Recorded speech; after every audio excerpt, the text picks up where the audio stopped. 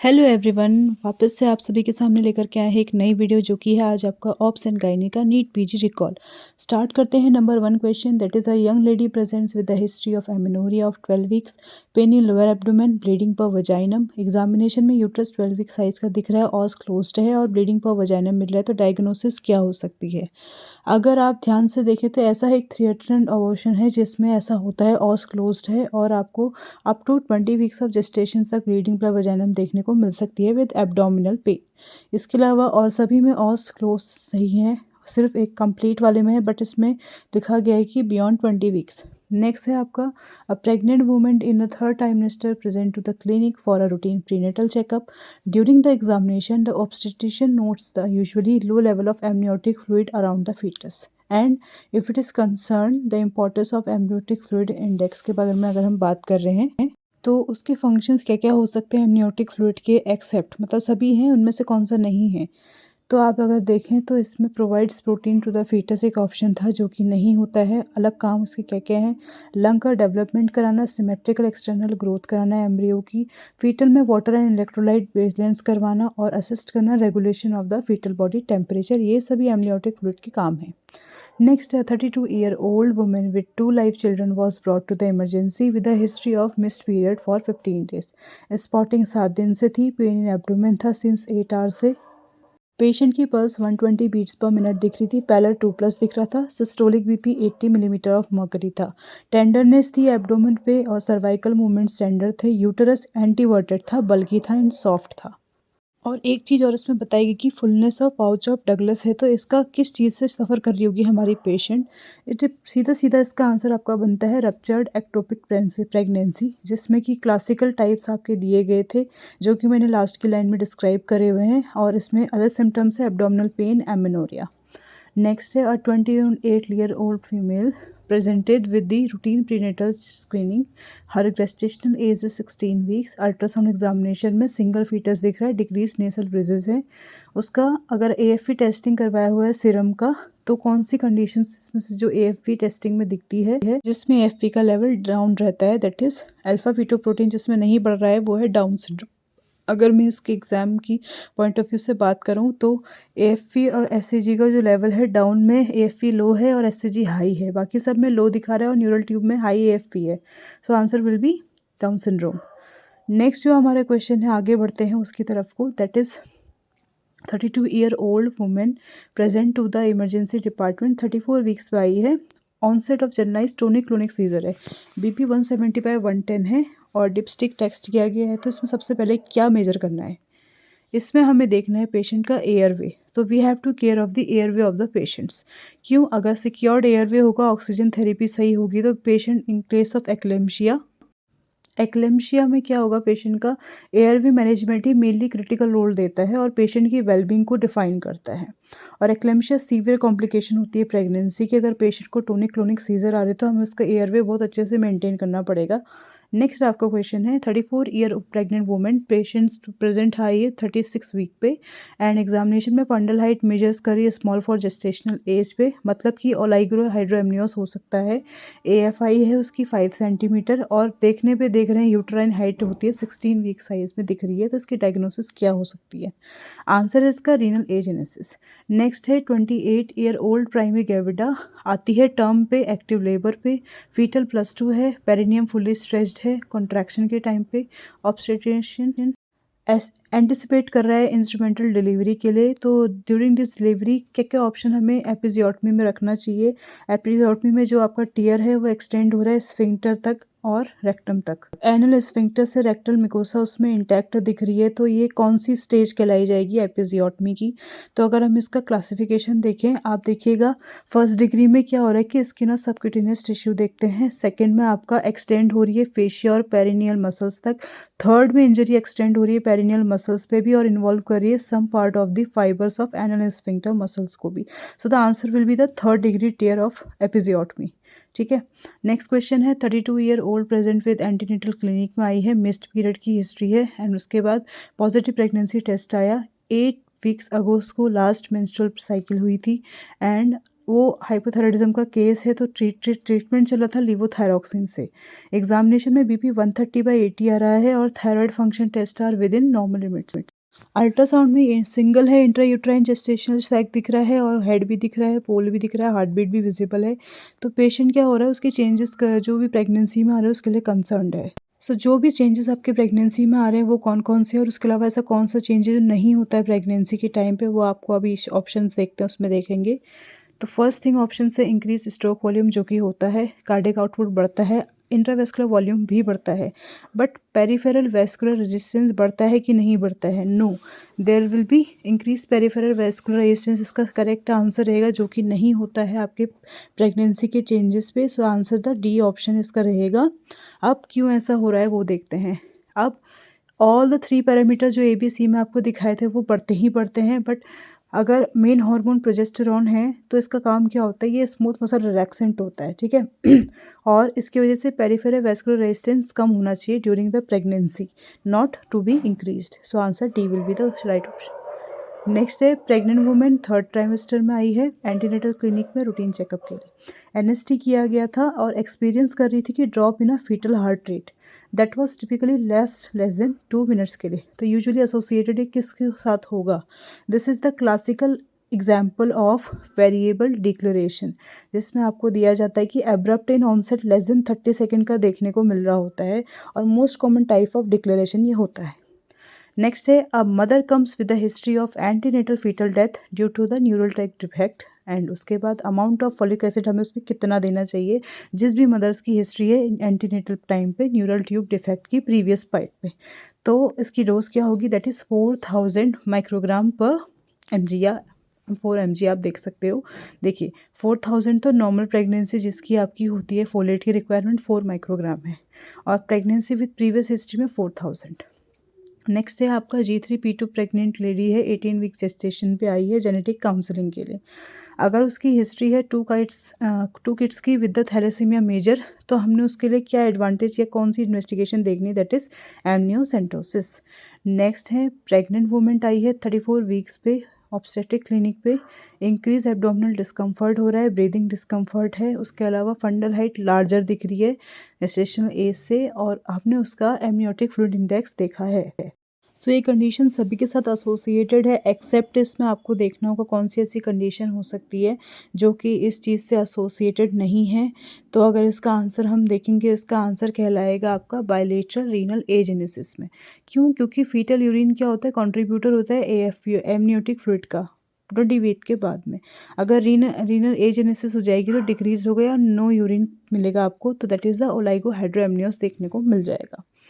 Next है, 28 year women आ रही है 28 वीक्स ऑफ जेस्टेशन में, सीवियर एक्यूट पेन हो रहा है पेशेंट को, पास्ट हिस्ट्री है पेडेंक्यूलेटेड यूट्राइन फाइब्रॉइड की, temperature 38.5 degree centigrade, uterus tender है, investigation show the leukocytes count to be high और ESR भी एलिवेट हो रहा है। तो इसकी डायग्नोसिस क्या हो सकती है ऐसे केस में?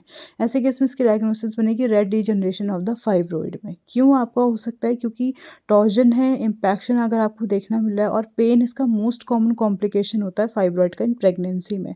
और अगर ह्यूमन की अगर most commonly fibroid more than 5 centimetre है तो 2nd and 3rd trimester of pregnancy में। Next, 35 year old female 40 week gestational age में प्रेजेंट कर रही है पेन और रेगुलर यूट्राइन कॉन्ट्रैक्शंस के साथ एवरी 4 to 5 मिनट्स में। अराइवल में पेशेंट को बहुत सारा दर्द था, रिक्वेस्टिंग फॉर रिलीफ के लिए रही थी। ऐसी कंडीशन में उसकी सर्विक्स 5 सेंटीमीटर ऑलरेडी डायलेट है, तो हमें क्या करना चाहिए पेन को रिलीव करने के लिए? We should give the epidural block. Pain को रिलीव करने के लिए हमें क्या करना होगा, थ्रू आउट द लेबर से अगर ऐसा कुछ आता है तो सेफेस्ट और simplest analgesia will be the epidural block इसमें हो सकता है, जो क्या करेगा आपका पेन को रिड्यूस करेगा और प्रमोट करेगा उसके रिलैक्सेशन को। Only and only epidural block can do this. Next है, female at 37 weeks of gestation में आई थी माइल्ड लेबर पेन्स के साथ फॉर 10 आवर्स में। सर्विक्स उसकी 1 सेंटीमीटर डायलेटेड है बट इफेज्ड नहीं है। तो नेक्स्ट ट्रीटमेंट मैनेजमेंट क्या होगा? हमें कुछ नहीं करना है, हमें पेशेंट को सिडेशन में दे देना है और उसका वेट करना है आगे नेक्स्ट स्टेप के लिए। अब क्योंकि आपकी जो सर्विक्स हो रही है 1 सेंटीमीटर डायलेटेड हो रही है बट इफेज नहीं थी, तो अब इसका केस क्या हो सकता है, फॉल्स लेबर पेन का भी नहीं है और long latent phase of labour भी नहीं है। इसलिए हमें सिर्फ वेट करना होगा पेशेंट का और हम उसको सिडेट करेंगे by the help of morphine. So the answer will be sedation and the wait. Sedation will do by the help of morphine. Next question की तरफ बढ़ते हैं, दैट इज़ आपका है 38 year old pregnant women I थी 41 weeks station पे obstetric clinic पे। उसके बाद अनकॉम्प्लिकेटेड प्रेगनेंसी आ रही है, एक्सप्रेस करिए desire to have a labour induced due to the discomfort and concern about the risk of postterm complication. Evaluation में पता चलता है कि उसकी प्रीवियस सिजेरियन डिलीवरी हुई थी जिसमें लो ट्रांसवर्स यूट्राइन स्कार मौजूद है एंड उसके बाद उसको डॉक्टर ने बोला भी था कि जिसके इंडिकेशन से कॉन्ट्राइंडिकेशन है इंडक्शन ऑफ लेबर। तो इसमें से कौन सा कॉन्ट्राइंडिकेशन नहीं है इंडक्शन ऑफ लेबर के लिए, हमें ये डिसाइड करना है। आंसर जिसमें हो सकता है that is your heart disease. Heart disease इसका राइट आंसर है। अब आपको देखना है कि कौन कौन से इंडिकेशंस हैं एंड कौन कौन से कॉन्ट्राइंडिकेशंस है। कॉन्ट्राइंडिकेशन को जानने के लिए निमोनिक एक बनाया गया that is most high caput. Most में एम फॉर मैक्रोसोमिया, हाइट में H for hydrocephalus, C for contracted pelvis, A for active genital herpes, P for placenta previa, U for uterine scar due to LSCS and उसके अलावा T for transverse lie. Other contraindications हैं non assuring जो होता है, fetal heart rate pattern जैसा होगा उसका, elderly अगर प्राइमरी ग्रेविडा है और एनी हार्ट डिजीज़ जो कि इंडक्शन ऑफ उसका रहता है मेजली। नेक्स्ट है आपका 26 ईयर ओल्ड प्राइमरी ग्रेविडा आई है 39 वीक्स ऑफ जेस्टेशन पे लेबर के लिए एंड डिलीवरी के लिए। रेगुलर कॉन्ट्रैक्शन हो रहा है, रप्चर्ड मेम्ब्रेन है, cervix found to be 3 centimetre dilated है, 50% इफेस्ड हो चुकी है, जो स्टेशन है that is at -2।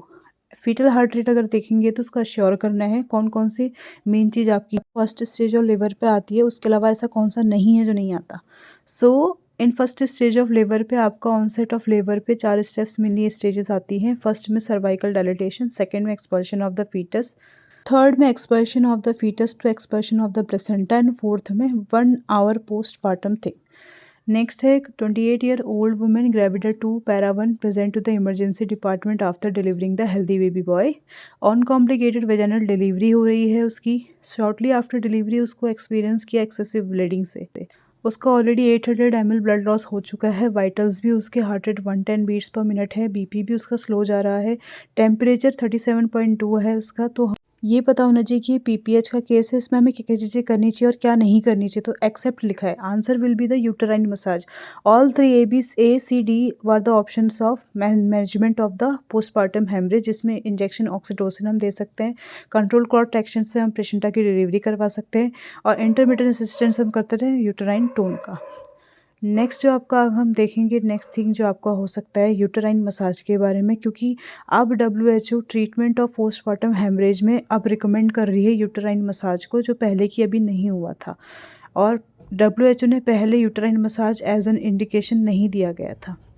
32 year old women present with the labour and delivery unit in term active labour पे आई है। She has an uncomplicated pregnancy. During the delivery the obstetrician decide to perform early cord clamping. ऐसी कौन सी condition है जो इसका indication है except, that is HIV positive female. Next question 22 year old gravida 3 para 2 lady delivers normal child followed by the delivery of an intact placenta. Delivery में the lady develop severe per vaginal bleeding after 30 minutes. Sonogram ने reveal किया retained placental tissue. तो इसका answer हो सकता है that is placenta सक्सेंचुरियाटा। तो placenta सक्सेंचुरियाटा में ऐसा क्या होता है कि रिटेन प्रोडक्ट ऑफ कंसेप्शन की या फिर retained product of placenta inside आपका सोनोग्राफी में देखने को मिलता है। अगर हम उसकी डायग्राम आपको दिखाते हैं तो ये स्मॉल लोब्स ऑफ प्लेसेंटा होता है, साइज ऑफ कॉटिलिडन टाइप इसका मे बी प्लेस्ड होता है वेरिंग डिस्टेंस पे ऑफ द मेन प्लेसेंटा से एट द मार्जिन पार्ट। आप देख सकते हो the main placenta will be the larger one and the shorter placenta that is placenta succenturiata. इसमें आपको देखने को मिलेगा मार्जिनल पार्ट पे। नेक्स्ट है 35 year old G2P1L1 present to the antenatal clinic है 35 वीक्स ऑफ प्रेगनेंसी। कंप्लेन है leaking per vaginum. Pooled liquid turn red to the litmus paper blue में आ रहा है। फर्निंग प्रेजेंट है। टेम्परेचर 102 डिग्री फ़ारेनहाइट है। पल्स 104 है। हमें क्या करना चाहिए, हमें पेशेंट में एंटीबायोटिक को एडमिनिस्ट्रेशन देना चाहिए। हम एडमिनिस्ट्रेशन बीटामेथासोन या टोकोलिटिक्स का नहीं कर रहे हैं। We are only doing the administration of the antibiotics. Why we are doing this, क्योंकि आपको बताया गया है कि आपका पेशेंट का जो भी फ्लूइड है वो एमनियोटिक फ्लूइड है और वो फॉन पैटर्न शो कर रहा है और उसका जो आपका कलर हो रहा है रेड से ब्लू में टर्न हो जा रहा है, तो ये pre mature rupture of membrane हो सकता है और पेशेंट को कोरियोएमनियाइटिस या फिर उसका इंट्रायूटेराइन जो हो गया होगा इन्फेक्शन हो गया होगा, जिसकी वजह से हम क्या करते हैं उसको 2 ऑफ द फॉलोइंग इसमें अगर होगा maternal tachycardia, fetal tachycardia, uterine tenderness, foul smelling amniotic fluid care, maternal leukocytosis देखने को मिल रहा है। ऐसी कंडीशन में हम उसे एंटीबायोटिक थेरेपी देंगे। नेक्स्ट है 28 year women present with the labour, delivery करी 32 वीक्स पे, रेगुलर यूट्राइन कॉन्ट्रैक्शन थे, लोअर एब्डोमेन पेन था, हिस्ट्री है प्रीवियस प्रीटर्म डिलीवरी की, सर्विक्स 3 सेंटीमीटर डायलेट थी एंड 80% इफेस थी, तो फीटल फाइब्रोनेक्टिन टेस्ट पॉजिटिव आया है। तो इसमें डेक्सामेथासोन की जो डोज होगी वो कितनी होनी चाहिए फॉर द मदर के लिए, that is we should give the dose for 6 mg 12 hourly 4 doses आपको देनी चाहिए। 4 इंजेक्शन रहेंगे इसके 6 mg वाले, जो कि आपको 12 घंटे में देनी होगी इंट्रामस्कुलरली। और अगर बीटामेथासोन की बात करें तो हमें सिर्फ 2 इंजेक्शन देने हैं 12 mg का और 24 आवर्स के इंटरवल पे इंट्रामस्कुलरली देना होगा। नेक्स्ट है 30 year old women present with the vaginal bleeding, positive pregnancy test है, बीइंग प्रेग्नेंट उसका नहीं है, मोलर प्रेगनेंसी हो सकती है, 6 मंथ अगो थी उसकी, ट्रीटेड किया था सक्शन क्यूरेटाइज से। अब उसके बाद अगर हमने उसे डायग्नोज किया तो जेस्टेशनल ट्रोपोप्लास्टिक न्यूप्लेजिया देखने को मिला। उसकी इमेजिंग लंग मेटास्टेसिस शो करी तो किस टाइप की स्टेज है, this is the stage of stage 3rd। Why? Because of all the GTN extends into the lung metastasis also. Stage 3rd में ऐसा हो रहा है जो कि आपका जेनेटल ट्रैक्ट की बात को भी इन्वॉल्व कर रहा है, तो answer will be the stage 3rd। ये है फिगो क्लासिफिकेशन। नेक्स्ट है 26 ईयर ओल्ड फीमेल, आपको मिल रही है लेबर रूम पे, 34 वीक्स पे आई है, सर्विक्स 3 सेंटीमीटर है, मिनिमल यूट्राइन कॉन्ट्रैक्शन है, आर्टिफिशियल रप्चर ऑफ मेम्ब्रेन हो चुका है, ब्लीडिंग फ्रेश है, लेट डिस्कलरेशन देखने को मिल रहा है। इसमें LSCS किया गया बट बच्चे को बचाया नहीं जा सका, तो एब्रेशियो प्रेसेंटा भी नहीं देखने को मिला। इसकी डायग्नोसिस क्या हो सकती है, the diagnosis will be the Vasa previa, क्योंकि पेशेंट लेबर रूम पे थी, लेबर पे थी, ARM ऑलरेडी हो चुका था and foetus could not be saved आपको लिखा गया है, तो ये एब्रेशियो भी नहीं हो सकता है, प्रीविया भी नहीं हो सकता। ये जो पॉइंट जा रहा है आपका वासा प्रीविया की तरफ हो जा रहा था। नेक्स्ट क्वेश्चन है an elderly multiparous women with intrauterine foetal death के साथ एडमिट हुई है with strong labour pains, patient suddenly goes into the shock with cyanosis, respiratory disturbances भी देखने को मिल रहे विद पल्मोनरी एडिमा। हमें क्या इसका रीज़न हो सकता है, इसका रीज़न ना ही कि रप्चर ऑफ यूट्रस हो सकता है, ना कंजस्टिव हार्ट फेलियर हो सकता है, answer will be the amniotic fluid embolism. Concealed accidental haemorrhage भी ये नहीं हो सकता है। तो नेक्स्ट इसका क्वेश्चन का आंसर था एमनियोटिक फ्लूइड एम्बोलिज्म। क्यों? क्योंकि पेशेंट को स्ट्रॉन्ग यूट्राइन कॉन्ट्रैक्शन आ रहे थे और सडनली वो शॉक में चले गए और साइनोसिस हो गया। जो भी इतने इसमें आपको दिख रहे थे रेस्पिरेटरी डिस्टर्बेंसेस, ये सब आपके एमनियोटिक फ्लूइड एम्बोलिज्म की तरफ को इशारा करते हैं, क्योंकि इसमें एब्रप्ट ऑनसेट रेस्पिरेटरी डिस्ट्रेस होता है, कोगुलोपैथी देखने को मिलती है, और जैसे ही एमनियोटिक फ्लूइड आपके सर्कुलेशन पे जाता है तो ये डिसेमिनेटेड इंट्रावेस्कुलर कोगुलेशन करता है और लेट साइड में लेबर में इमीडिएट पोस्टमार्टम गैस देखने को मिलता है। सो यही था आज सभी के लिए आज का रिवीजन नीट PG के लिए। थैंक यू सो मच आपको वीडियो में देखने के लिए। इस वीडियो को बहुत सारा लाइक करिएगा, सब्सक्राइब करिएगा और चैनल को भी शेयर कर देगा अपने सारे मेडिकोस के साथ में। तब तक के लिए आप सभी के लिए दिन शुभ हो रहेगा। Good luck, best of luck, love you all.